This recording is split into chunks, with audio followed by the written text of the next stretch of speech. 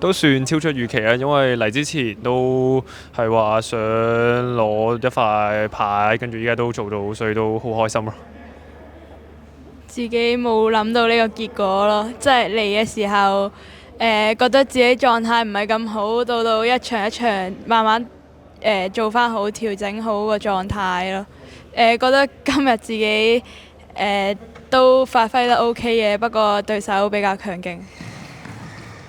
我覺得對面嗰個女仔網前處理得好好啦，跟住我哋網前係搶唔贏嘅，跟住包括男仔嘅中半場處理都分波都處理得好好啊，所以呢個係我哋今日同對手有差距嘅地方。首先想多謝嘅係治療師啦，因為我哋兩個身上面都有傷啦，跟住佢都 keep 住幫我哋每晚去做治療，跟住打比賽之前又幫我哋熱身，默默做咗好多嘢啦。跟住第二個想多謝嘅就係教練咯，即係喺我哋無論係落後領先嘅，佢都俾咗好詳細、好專業嘅指導俾我哋咯。同埋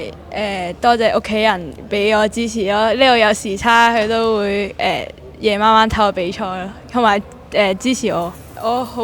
滿意個拍檔，佢會不斷諗方法，令到我哋呢個隊點樣變好咯，令到我哋比賽更加多唔同嘅打法，去對唔同嘅對手。多謝一路即係我哋無論係打得好或者係打得差，喺低谷嘅時候都肯不停練、不停調整、不停同教練傾，跟住先造就咗今日呢個結果咯。多謝你嘅堅持同埋付出咯。多謝你忍耐我咁負面同埋脾氣咯，即係我夾咁多人，淨係對住你發脾氣，你都忍到。走到今日唔容易，你多謝你，希望可以夾落去，因為得佢可以忍受到我嘅脾氣。